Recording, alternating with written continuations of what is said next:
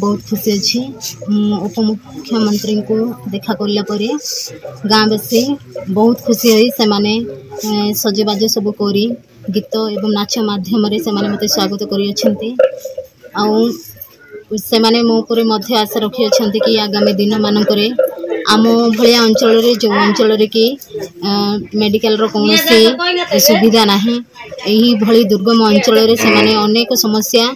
सम्मुखीन होती रोग व्याधि होगले आगामी दिन मानक जो आशा रखी गाँव रे जो झीटा डाक्टर होती जो आशा रखी पूर्ण करी बोली आशा करे खुशी अच्छी जेहेतु आमर झील लिंसा प्रधान से बहुत परिश्रम कर पाठ पढ़ी आज नीट उन्नति कर बहुत खुशी रे आम ग्रामवासी माँ बापा माने समस्ते खुशी रे स्वागतम कर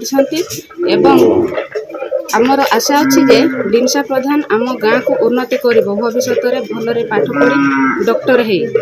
आमर ए दुर्गम अंचल जंगल अंचल भल रास्ता नहीं भल पानी पीवाई खावाई पानी असुविधा बहुत आमको रास्ता टे दरकार आमको कूଅ नलकूଅ दरकार होची जेहेतु आमर असुविधा होची एवं रोगग्रस्त पड़े आमको बहुत दूर मेडिकल जावाक होची 20 किलोमीटर प्राय हुए जहाँ फल आमको असुविधा होची भल रास्ता टे आमको सुविधा जगै देले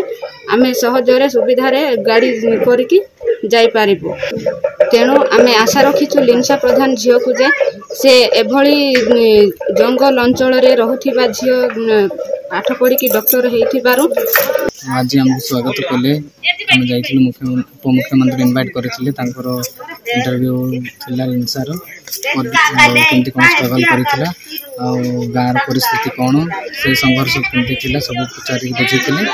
आ आपण माने तो जानते आदिवासी दुर्गम अंचल केमती परिस्थिति हेले भी